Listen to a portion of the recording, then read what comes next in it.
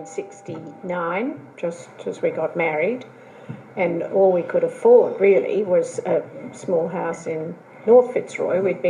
Didn't have a car, of course, and so we were looking to live somewhere close to town, public transport, whatever. So we found our little house in Rowe Street, North Fitzroy. So there, 1969. Then in 1976, we moved to Gore Street, the block between Gertrude and Victoria Parade, because by that time we were about to have number 3. So in those days, people didn't build up on their little terrace houses, of course. First week we were there, I sort of got home one afternoon and had to step over, a gentleman who'd sort of gone to sleep near the front door in the sun. He then just sort of moved. There was sort of no problem. But after we fixed the front gate, never happened again. And on one side we had an old Australian family. I'm sure they're still, Jack and Ivy, really fabulous neighbours. I remember once we went away and, they'd sort of look out and look after the place if we weren't there, and they couldn't understand why the front door was left open. So we'd obviously gone off and forgotten to, shut the front door. So Jack and Ivy were there, and they had four kids. The youngest one, then she used to babysit for us. The planning stuff on the one hand, which was sort of the Fitzroy Residents Association a bit, but that was all a bit powerless in a way, although people had done the Fitzroy Residents Association, the Carlton Association, the North Melbourne Association, and some other people had formed a group called the Committee of Urban Action as well, and there were a number of publications and things that were written, things like Parking Blight, and was one of the things, pointing out that you had school yards around inner Melbourne that were filled up with teachers' cars parked in them, that rather than being used. And so people were interested in those sort of issues, but almost in parallel, people were interested in politics. And the Fitzroy Council was controlled by the ALP. We joined, when we came, because we'd come a little after the Pullens and a little after the Howes, not by very much, but sort of a couple of years almost. They were active, or I don't know whether you could say active, because you couldn't get anything much done in the branch. And we used to meet in those days in the Rotunda in the Edinburgh Gardens. And a bit bigger than a plum box, but but not much, not all that much bigger. So there'd only be, I guess you'd have 15 or 20 people at a meeting at the most. But when the elections come, and I have the impression, of the elections coming and people appearing out of the fog he had never seen before and would never see again, who would simply come in and vote and go. And a lot of them, it would have been council employees and others. And then I became the mayor, I think, in 1974. So I'd got on the council in 72, I imagine, declaring war on the Housing Commission, really. By then,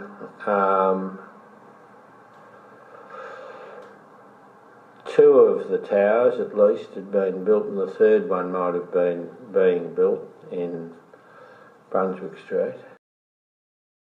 And then that the Housing Commission had earmarked Brookes Crescent for... Yeah, well, that they needed to do... They owned and operated the precast concrete factory at Holmes Glen, the Housing Commission of Victoria. And really it had been, I suspect it had been built there, and was in operation immediately after the Second World War. And they did a lot of development out along the Gardeners Creek, which was exactly there where the factory was. They later did Glenroy, where Campbell, which had been in the in Royal Park, sort of, at the Flemington side of Royal Park, that shifted out to Glenroy and they built there. And they needed more than 20 acres urban clearance a year to build, for the economics of building, of keeping Holmes Glen going and so on. And all done in the name of slum clearance, of course. They'd taken the view that almost anything was better than the sort of conditions that they thought people were forced to live in. And they were partly right in a way. I mean, a lot of the buildings were very bad, but they used to put notices on houses. I forget what they were called now. Repair orders, I suppose they were called, or they could condemned orders, and people, you know, there were a lot of absentee landholders in this part of Fitzroy. A lot of the time they were people who had inherited stuff within the family and had no necessarily any connection with it. So you had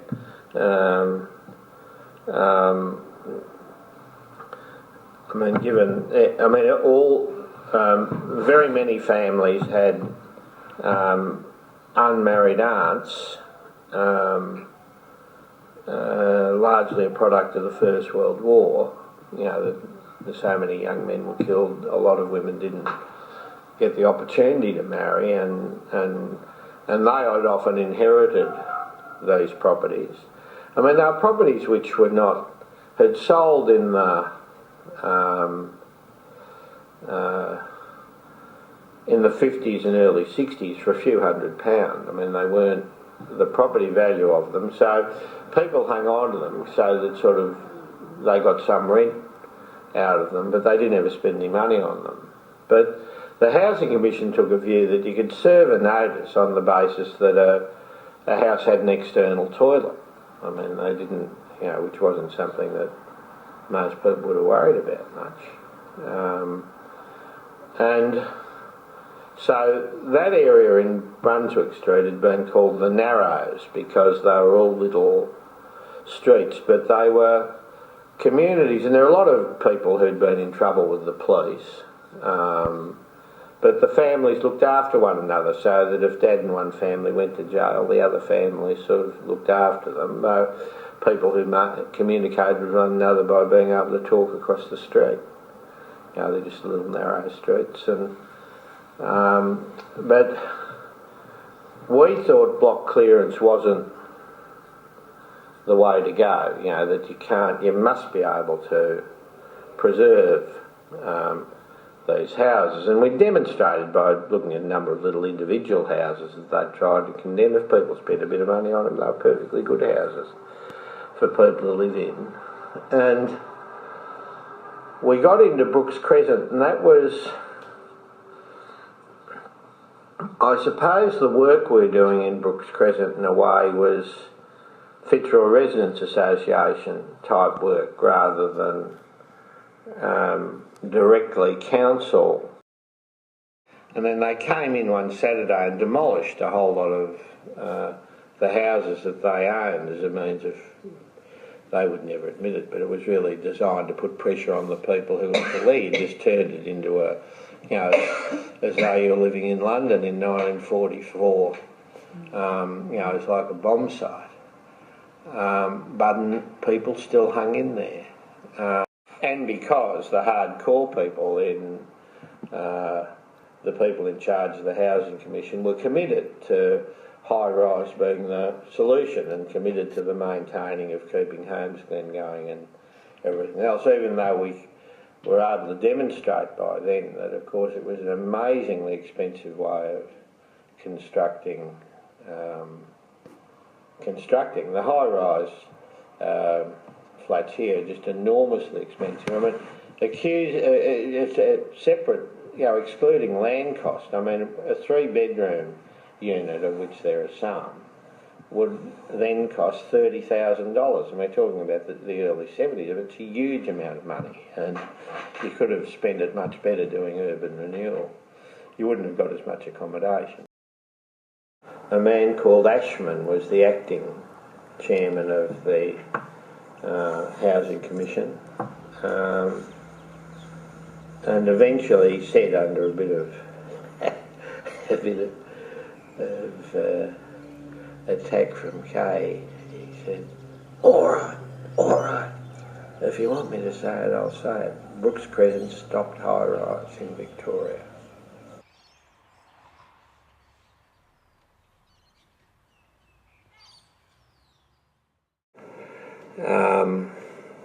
The original plan of the F19 coming in where it comes in now was to really, at least drawn on a map,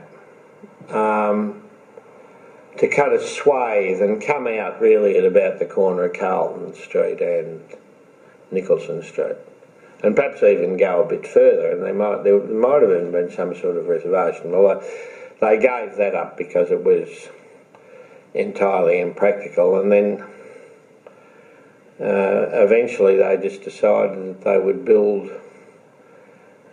they'd build the F19, and they did. And we'd managed to achieve some things like the reservation on the F19 is built so that there's a permanent way in the middle of it, which is significant, which is built to take a railway. And there's a lot of extra cost went into that, but they didn't ever. I don't think they ever thought that they'd build a railway. They did.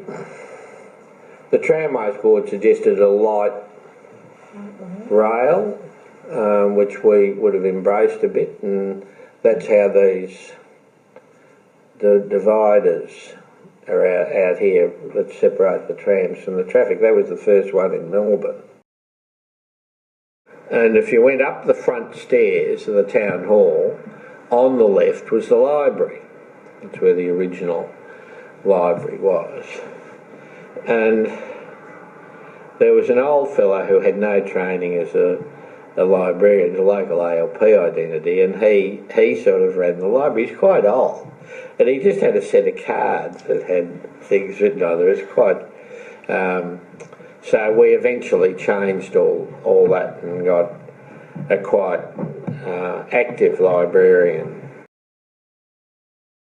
The Italian greengrocer noticed the sort of leaves and things on the car. He said, "Oh, do you live here?" And I said, "Yeah, I live round in Rose Street." And he said, "Oh," he said, "that's funny. When I moved here, I was the only Italian, and now you moved here and you're the only Australian." Now,